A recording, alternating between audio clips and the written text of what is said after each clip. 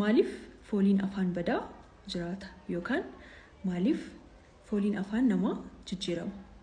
Sababni inni tokkoffaa qulqullina afaan keenyaa sirriitti hin eeggannu taanaan fooliin afaan keenyaa jijjiiramuu ni danda'a.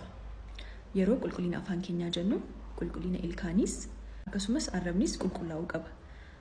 Inni lammaffaan yeroo infekshinii saayinasii jiraatu. Saayinasii jechuun qaawwa xixiqqoo fuula keenyarra jiran jechuudha. Keessattuu naannoo funyaanii keenya keessa jiru kunis saayinasii jenna. Yeroo infekshiniin saayinasii jiraatu fooliin afaan keenyaa jijjiiramuu ni danda'a. Inni sadaffaan infekshinii toonsilii.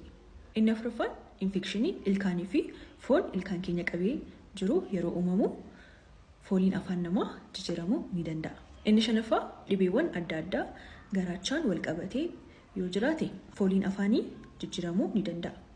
Inni dhumaan immoo yeroo dheeraaf nyaata osoo nyaatiin yoo turtan fooliin afaan keessanii jijjiiramuu ni danda'a.